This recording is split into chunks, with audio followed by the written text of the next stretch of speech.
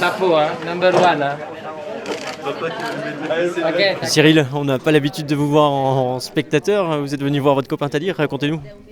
Ouais, c'est vrai qu'il y a une quinzaine de jours, il était en Andorre à la maison, tous ensemble, avec pas mal de copains, sa fiancée. Et on a dit, on te promet, cette année, on sait que tu n'es pas en grande forme, donc on va venir te soutenir. Mais il est encore quand même en grande forme, donc il n'avait pas besoin de beaucoup de soutien. On sait que vous avez un planning chargé, ça vous a pas donné envie quand même, cette piste ici ? Bon, le problème, c'est pas spécialement la piste et l'envie. Le problème, c'est surtout de pouvoir rivaliser avec le niveau qui a augmenté, que ce soit en enduro ou en enduro comme ça, indoor. Je trouve ça juste hallucinant. Il y a les 4-5 premiers qui ont vraiment une grosse vitesse, beaucoup de technique. Donc, si c'est venir sur une course pour finir 15e ou 20e, je ne suis pas encore prêt. Hein. Pourquoi Tadi est plus fort que ses adversaires ? Je pense qu'après pas mal d'années dans le sport, je vois que dans différentes disciplines, moteur ou pas moteur, la psychologie, le mental est énorme. C'est une grosse part du résultat. Et Teddy, il a un gros mental. Il sait que quand il se lève le matin, toute l'année, c'est pour être le meilleur et pour gagner. Il n'y a que ça qui l'intéresse. Les jours où il n'est pas en forme, il va quand même s'entraîner. Et voilà, c'est pour ça qu'avec une dizaine d'années d'écart, on se ressemble quand même pas mal. Depuis le Dakar, qu'est-ce que vous avez fait ? Qu'est-ce que vous allez faire aussi ?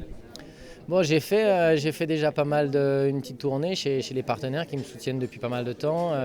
Une tournée de quelques jours à Paris. Et puis là, je vais commencer un espèce de petit tour du monde. Je vais partir dans 4-5 jours à Indianapolis. J'irai à Mumbai en Inde, d'Inde à Hong Kong. De Hong Kong, je vais rentrer à Barcelone. Et puis, je pense que je prendrai une petite semaine de vacances avec ma famille parce que je l'aurais mérité.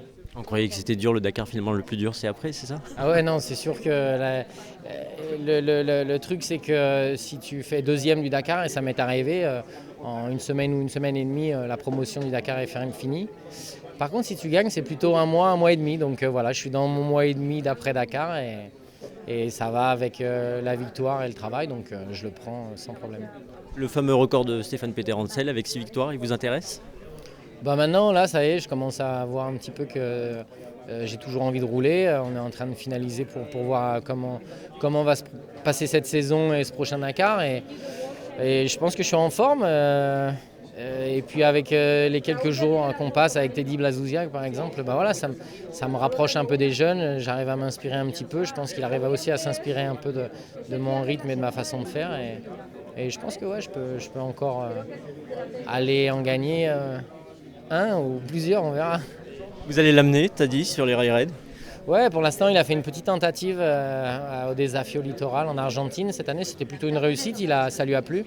Par contre, il n'a pas gagné, donc il était quand même vraiment déçu. Gagner, c'est une part importante dans sa vie.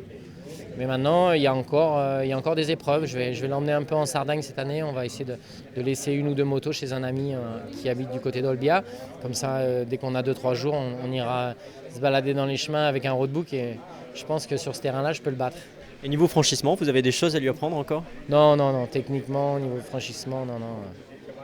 Il est bon, ce petit jeune. Merci Cyril.